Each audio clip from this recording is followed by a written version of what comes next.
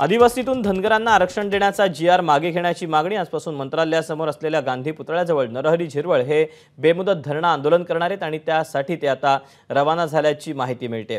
खरं तर त्यांनी या अगोदर देखील सरकारला अशी विनंती केलेली होती, परंतु या सगळ्याबाबत सरकारकडून अद्याप तरी कुठलाही जो प्रतिसाद आहे तो मिळालेला नाही आहे। त्यामुळे सतत नरहरी झिरवळ हे बेमुदत धरणं आंदोलन करणार आहेत।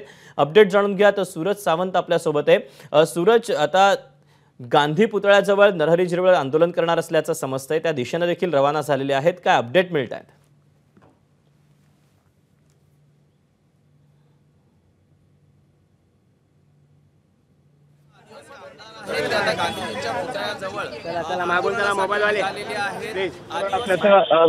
म्हटलेलं आहे माझ्यासोबत बोलण्यासाठी आमदार साहेब आहेत। तर काय सांगाल, ज्या पद्धतीने सरकार निर्णय घेत आहे त्याला आपला विरोध कसा राहणार आहे? सरकार निर्णय घेतोय म्हणण्यापेक्षा सरकार जे काही समाजाला आम्ही दाखवतोय किंवा होणारच नाहीये ना, जे होणार नाही स्पष्टपणे या आदिवासी नेत्यांना जे होणारच नाहीये ना, जे होणार नाहीये ते त्यांनी स्पष्टपणे या आदिवासी नेत्यांना, आमदारांना, उपाध्यक्ष त्यांना विश्वासात घेतलं पाहिजे। आणि त्याच्यानंतर बाकीचा जो काही धनगर जे म्हणतात का यांच्यामध्ये ऑन केलाय का आहे हे तसं सांगले नाही। डॉक्टर बाबासाहेब आंबेडकरांनी 47 जमाती या आदिवासी त्या घटनेत लिहून ठेवलेलं आहे। त्यामुळे मध्ये बदल करायचं काही कारण नाही।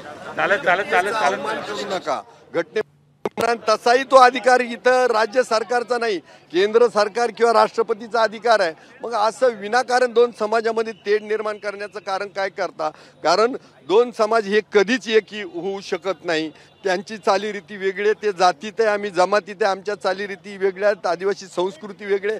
त्यामुळं आम्हाला ह्या पद्धतीनं ट्रीट करणं बरोबर नाही आहे। आम्हाला सगळ्यांना विश्वासात घेतलं पाहिजे आणि जो निर्णय बाबासाहेबांनी घटनेमध्ये आम्हाला अधिकार दिलाय त्याच्यानुसारच झाला पाहिजे ही आमची मागणी। नक्कीच आपण पाहतोय की जी मागणी आहे संविधानात तसं कुठेही म्हटलेलं नाही आणि तरी सुद्धा सरकार कुठेतरी ते करू पाहत आहे आणि या अनुषंगानेच आजचा आंदोलन केलं जात आहे।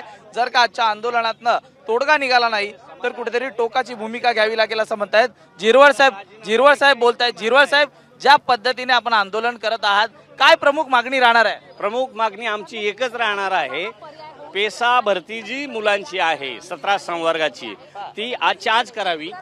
काय कोणती कंडिशन घालायची ती घाला, पण त्या मुलांना ऑर्डर दिली पाहिजे। पण आपण स्वतः सत्ताधारी पक्षात आहात आणि तरी सुद्धा या पद्धतीने आपल्याला आंदोलन करावं लागतंय, त्याबद्दल काय सांगाल?